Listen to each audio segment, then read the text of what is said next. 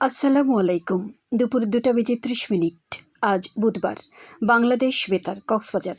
স্থানীয় খবরে স্বাগত জানাচ্ছি শামীম আক্তার। ঈদের আনন্দ প্রিয়জনদের সাথে ভাগ করে নিতে নাড়ির টানে বাড়ি ফিরছে মানুষ।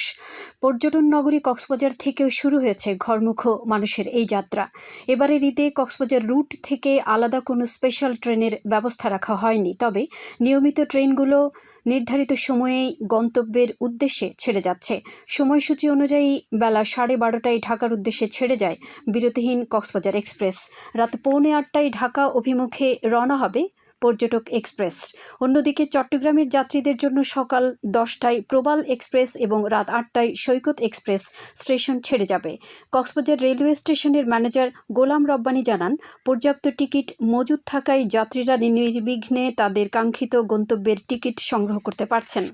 টেকনাফে আসন্ন পবিত্র ঈদ উল ফিতর উপলক্ষে মানবিক সহায়তা হিসেবে প্রধানমন্ত্রীর ত্রাণ তহবিল থেকে দুস্থ পরিবারের মাঝে নগদ অর্থ বিতরণ করা হয়েছে। আজ সকালে উপজেলা পরিষদ পাবলিক হল মিলনায়তনে প্রধান অতিথি হিসেবে এই অর্থ সহায়তা বিতরণ করেন উখিয়া টেকনাফ আসনের সংসদ সদস্য শাহজাহান চৌধুরী। এতে সভাপতিত্ব করেন উপজেলা নির্বাহী কর্মকর্তা মোহাম্মদ ইমামুল হাফিজ নাদিম।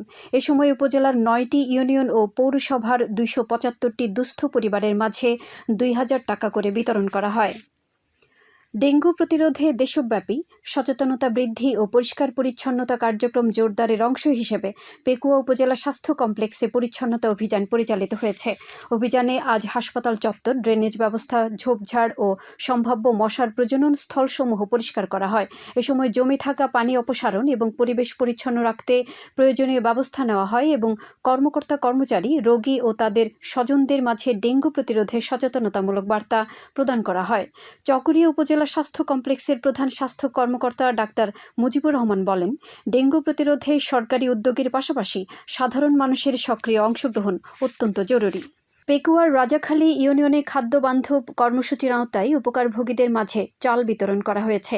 আজ রাজাখালী সবুজ বাজার এলাকায় ইউনিয়নের 559টি উপকারভোগী পরিবারের মাঝে প্রতি কেজি 15 টাকায় 30 কেজি করে চাল বিতরণ করা হয়। এ সময় রাজাখালী ইউনিয়ন পরিষদের প্যানেল চেয়ারম্যান হোসাইন শহীদ সাইফুল্লাহ সহ অন্যান্যরা উপস্থিত ছিলেন। এদিকে কুতুবদিয়ায় VWB কর্মসূচির আওতায় 339টি পরিবারের মাঝে VGDর চাল বিতরণ করা হয়েছে। আজ উপজেলার আলী আকবর ডেইল ইউনিয়ন পরিষদে উপকারভোগী পরিবারের মাঝে চাল বিতরণ করেন ইউনিয়ন পরিষদের ভারপ্রাপ্ত চেয়ারম্যান আক্তার কামাল শিকদার। তিনি জানান, প্রতি পরিবারকে 30 কেজি করে চাল দেওয়া হয়েছে। আসন্ন পবিত্র ঈদ উল ফিতর উদযাপন নির্বিঘ্ন ও নিরাপদ করতে বিশেষ অভিযান জোরদার করেছে বাংলাদেশ পুলিশ। এর ধারাবাহিকতায় চকরিয়া থানার আভিযানিক দল গোপন সংবাদের ভিত্তিতে অভিযান চালিয়ে ডাকাত দলের 4 সদস্যকে গ্রেফতার করেছে। গতকাল ভোররাতে চকরিয়া পৌরসভার 1 নম্বর ওয়ার্ডের আমানপাড়া এলাকায় প্রস্তুতিকালে তাদের আটক করা হয়।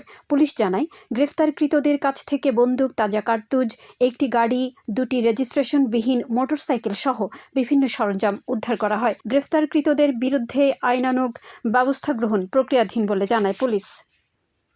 টেকনাফে ভিজিবি অভিযান চালিয়ে অস্ত্র, গোলাবারুদ ও মাদকসহ এক মাদক কারবারিকে আটক করেছে। টেকনাফ 2 বিজিবি ব্যাটালিয়নের অধিনায়ক লেফটেন্যান্ট কর্নেল মোহাম্মদ হানিফুর রহমান ভূঁইয়া স্বাক্ষরিত এক প্রেস বিজ্ঞপ্তিতে আজ এ তথ্য জানানো হয়। এতে বলা হয়, গোপন সংবাদের ভিত্তিতে গতকাল নীলা ইউনিয়নের জাদিমোড়া ও মোচনী বাজারে অভিযান চালিয়ে একটি অটোরিকশা থেকে 2টি বিদেশি পিস্তল, 2টি ম্যাগনিজ, 9 রাউন্ড তাজা গুলি ও 400 গ্রাম ক্রিস্টাল ম্যাথ আইস সহ একজন মাদক কারবারিকে আটক করা হয়। তার বিরুদ্ধে সংশ্লিষ্ট ধারায় মামলা রুজু করে টেকনাফ মডেল থানায় হস্তান্তর করা হয়েছে বলে বিজ্ঞপ্তিতে উল্লেখ করা হয়। আবহাওয়া, আগামীকাল দুপুর 12টা পর্যন্ত 24 ঘন্টার পূর্বাভাসে বলা হয়েছে, আকাশ অস্থায়ীভাবে আংশিক মেঘলা সহ মেঘাচ্ছন্ন থাকতে পারে। সে সাথে 2-1 জায়গায় অস্থায়ীভাবে দমকা হাওয়া সহ বৃষ্টি অথবা বজ্রসহ বৃষ্টি হতে পারে।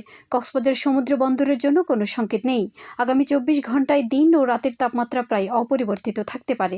আজ সূর্যাস্ত যাবে সন্ধ্যা 6টা 3 মিনিটে। আগামীকাল সূর্যোদয় হবে ভোর 5টা 58 মিনিটে।